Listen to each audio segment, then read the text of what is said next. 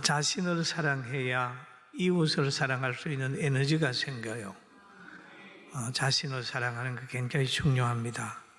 하나님 사랑하고 자신 사랑하면 복음을 사랑합니다. 왜냐하면 그것이 영육간에 잘 되는 길이기 때문에 그렇게 되는 거예요. 옆에 사람 한 분 보고 잘 오셨습니다. 인사 한번 합시다. 할렐루야. 시편 1편에 보면 참 중요한 말을 하고 있습니다. 복 있는 사람과 복 없는 사람을 이야기를 하고 있어요. 복 있는 사람은 악인의 길을 따르지 아니하며 죄인의 길에 서지 아니하며 오만한 자리에 앉지 아니하고 오직 여호와의 율법을 즐거워하여 그 율법을 주야로 묵상하는 자로다. 그는 시냇가에 심은 나무가 철을 따라 열매를 맺으며 잎사귀가 마르지 아니함 같으니 그가 하는 모든 일이 다 형통하리로다. 그러면서 6절에 무릇 의인의 길은 여호와께서 인정하시나 악인의 길은 망하리로다 라고 하는 걸로 시편 1편을 마무리하고 있습니다. 그럼 이 땅에는 복 있는 사람의 길을 가는 사람이 있고 복 없는 사람의 길을 가고 있는 사람이 있다 그러는 거죠.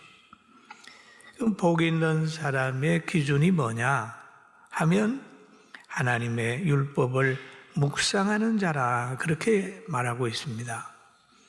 오늘 여러분과 저는 복 있는 사람의 반열에 서 있어요. 할렐루야. 복 있는 사람의 반열에 앉아 있어요. 복 있는 사람의 사상을 가지고 있어요. 참 중요한 겁니다.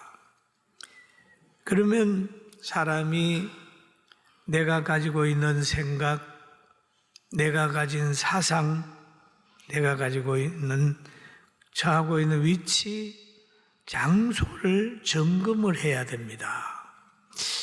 내가 지금 바르게 서 있느냐, 바른 길을 가고 있느냐 하는 것을 잘 생각해야 돼요. 그래서 진리 안에 있는 사람은 샘 곁에 무성한 가지로 저 담을 넘을 수 있어요. 요셉이 그랬고 또 하나님이 야곱을 장대하게 만들어 주신 것입니다. 그러면 하나님을 따라가는 그 길, 장자의 명분을 사랑하는 그 길이 복 있는 길입니다. 그래서 우리가 야곱을 얘기를 해보면 야곱은 태중에서부터 형과의 갈등이 있었어요. 그건 뭐냐면 태중에서 싸웠다라고 해요. 왜? 먼저 나가려고 그랬다. 그 장자의 명분이 중요하거든요. 장자래야 아버지의 축복 기도를 받을 수가 있는 거예요. 그런데 야곱은 차자로 태어났단 말이에요. 야곱은 라헬을 많이 좋아했는데 하나님이 야곱에게 베푼 은혜는 레아를 통해서 많이 줬단 말이에요. 레아를 통해서 줬. 그래서 라헬은 요셉과 베냐민을 낳았다면 그 레아는 6명의 그 자녀를 놓고 딸도 하나 낳았단 말이에요. 그래서 우리는 때로는 야곱의 생각과 하나님의 계획이 달랐다. 그래서 우리는 내가 원치 않는 환경이라 할지라도 만남이라 할지라도 때로는 하나님이 만나게 하면 역사 속에서 내가 원치 않는 사람을 만난 그것이 더 행복의 유익이 될 수 있다는 사실도 깨닫는 지혜가 있기를 주의 이름으로 축원합니다. 그 가주문에 보세요. 12조상을 만드는 과정에서 레아의 역할이 굉장히 컸어요. 형하고의 갈등이 있었어요. 그 형은 지금 형이 군사를 이끌고 야곱을 향하여 온다는 소리를 듣고 야곱이 두려워했습니다. 그래서 형의 마음을 돌리기 위해서 그동안 받은 복을 또 양이나 소나 이런 것들을 다 위에 때를 지어 가지고 미리 형한테 보내는 거예요. 그리고 다 보낸 다음에 약복강을 건너 보내고 뒤에 앉아서 하나님 앞에 기도를 하는 거예요. 그런데 밤에 천사를 불을 붙들고 지금 씨름하는 겁니다. 날이 새어갈 무렵에 천사가 놓아라고. 야곱이 그러는 거예요. 아닙니다. 저희를 축복하고 해야 됩니다 하고 끝까지 붙들고 있으니까 천사가 야곱의 한두뼈를 쳤버려. 절룩절룩 하는 거예요. 그럼에도 복을 받겠다라고 하는 천사를 붙들고 있어요. 그래서 보면은 너가 하나님과 씨름해서 이겼다 그런 말이에요. 그래서 너가 이름이 뭐냐? 야곱입니다. 너 이스라엘이라 해라. 그래서 그때 이름이 바뀌는 거예요. 그동안 살아온 모든 복을 뭘로 관리했느냐? 하나님께서 축복함으로 인하여 물 건너갔던 복들이 다 돌아오는 거예요. 여러분, 지금까지 우리가 많은 수고를 했다 할지라도 하나님이 지켜줘야 된다는 걸 알고 야복강 변의 야곱이처럼 기도하는 우리 모두가 되기를 주의 이름으로 축원합니다. 하나님이 역사를 해야 돼. 하나님께서 우리에게 준 것이 있습니다. 틀림없이 있습니다. 음악 잘하는 사람은 음악 있고 사업하는 사람도 마찬가지입니다. 정주영 할아버지 같은 분들 배경 생각하고 지식 생각하고 그리 했다면 오늘 현대 같은 큰 회사를 만들었겠습니까? 여러분, 하나님이 우리에게 주신 은사가 뭔지를 찾아가지고 물러서지 말고 최선을 다해 성자가 되길 주의 이름으로 축원합니다. 할렐루야. 길은 있어요. 목사님들도 보니까 하나님이 자기에게 주신 은혜를 가지고 은사를 가지고 열심히 하는 분들 보니까 노년에 하나님이 귀하게 쓰는 사람으로 되더라고요. 여러분, 제가 오늘 일부 예배 때 이런 얘기를 했어요. 1972년도에 4월 달에 전쟁사에 보면 베트남 전쟁에 앙케페스 작전이 있었습니다. 앙케페스. 지금도 인터넷 들어가서 앙케페스 치면 나올 거예요. 그 맹호부대가 거기에 가서 상당한 피해를 봤어요. 그러나 피해는 봤지만 이겼어요. 전쟁은 이겨야 됩니다. 안 하면 몰라도 전쟁하면 이겨야 돼요. 지금도 육신적으로 러시아와 그 전쟁하잖아요. 그러면 이 전쟁을 할 때 많은 희생자를 내려 안 지려고 그러지 않습니까? 그때 사실 우리나라가 참 불리한 그런 상황이었다. 전쟁을 하게 되면은 아무리 많은 상대 피해를 줘도 그 진지를 정령을 해야 이기는 거예요. 진지에 탈환을 해야 이기는 거예요. 그런데 그 앙케페스 그 작전에서 진지를 탈환을 해야 되는데 탈환을 할 수 없는 거예요. 그쪽에는 꼭대기에서 숨어서 쏘는 거예요. 밑에 있는 사람들이 이렇게 머리를 들면은 위에서 그냥 통으로 딱콩 해버리면 한 사람씩 죽는 거라. 이럴 때에 그 당시에 보면은 큰 헬기에다가 드라무통에 모래를 넣어가지고 흙을 걸러서 우리 한국 군인 앞에 떨어뜨리는.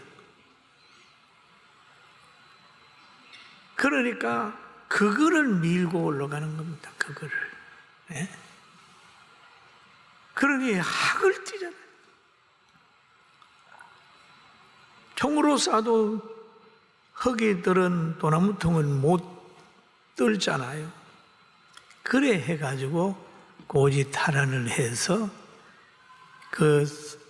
거기에서 우리가 이겼다 이렇게 선전을 하고, 또 다른 악하게 하는 사람은 거기에서 졌다 그러지만은 결국 우리가 이겼으니까 그 고지 탈환을 하는잖아요. 앙케페스 작전. 여러분, 우리가 아무리 그리스도인들이 어려워도 예수님을 만나면 돼요. 할렐루야. 전쟁은 이겨야 되지만은 우리 영적 전쟁에는 예수님 만나면 돼요. 예수님 만나면. 그런데 예수님을 못 만나게 하는 악의 세력이 너무 많기 때문에 예배 못 드리게 하고, 기도 못 하게 하고, 전도 못 하게 하고, 십자가 내려오려고 하는 그런 세력이 너무 많기 때문에 우리가 육신적인 전쟁도 이겨야 되지만은 영적 전쟁을 우리는 꼭 이겨야 되는데, 이기는 방법이 예수님 만나야 이깁니다. 할렐루야. 예수님 만나야 해결이 되는 거예요.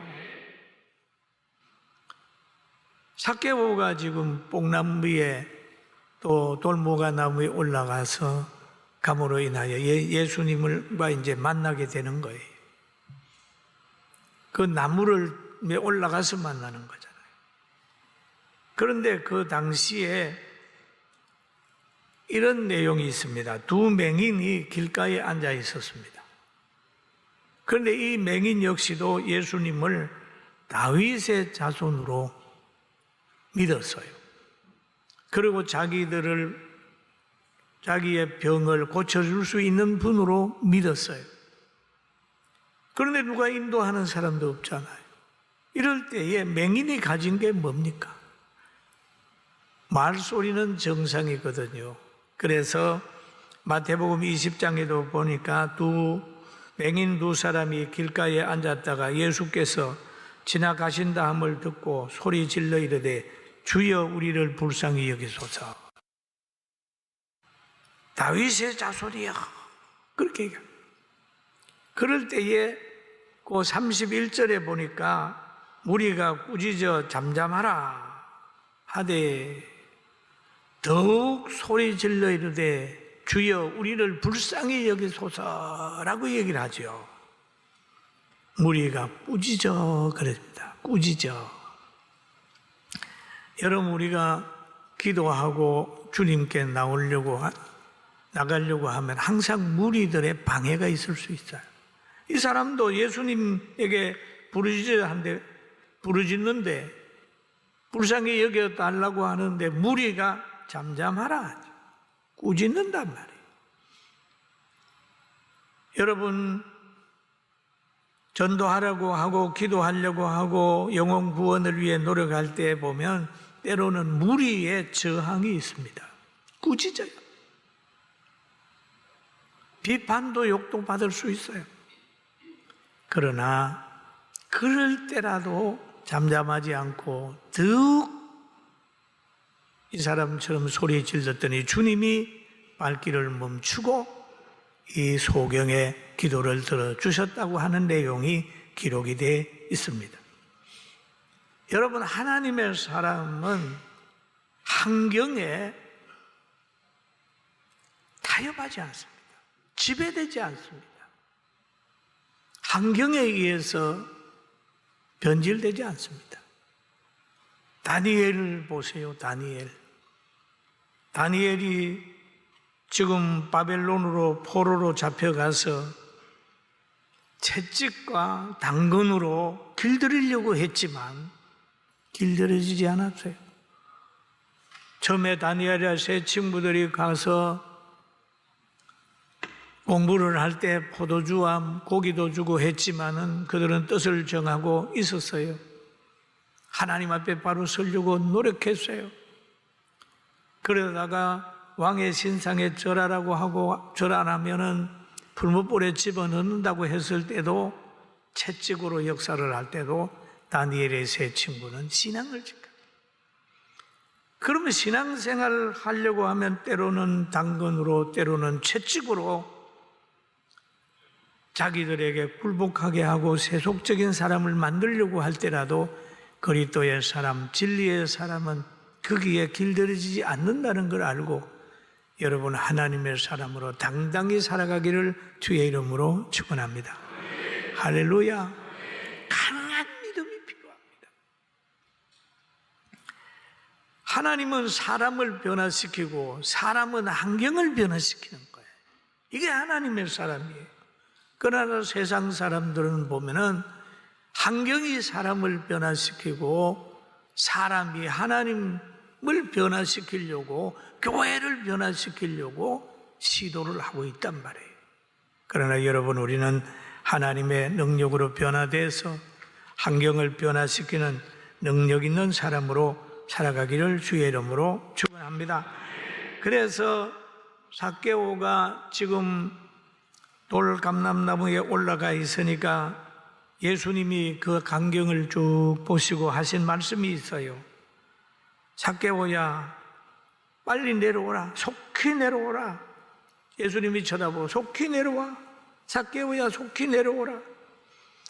오늘 내가 너의 집에 거하겠다. 그렇게 얘기를 합니다.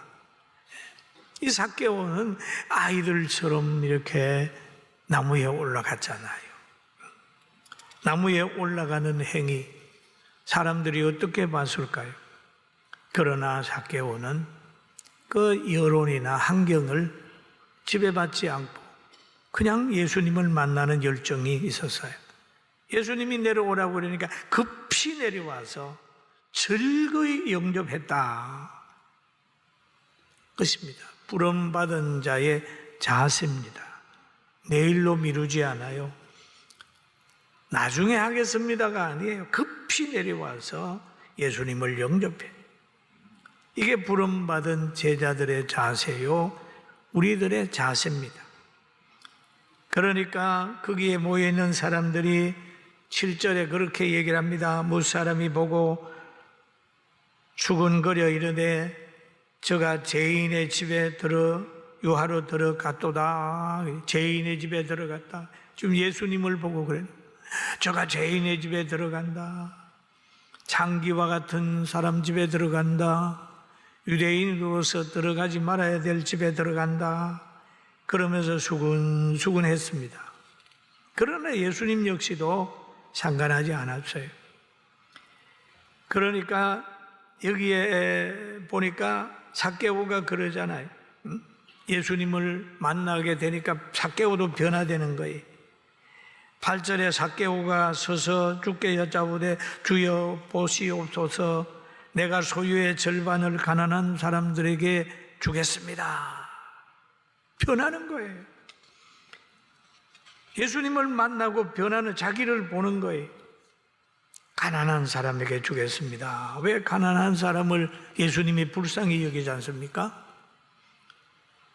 잠언서 19장 17절에 보니까 가난한 자를 불쌍히 여기는 것은 여호와께 부어드리는 것이니 그의 선행을 그에게 갚아주리라.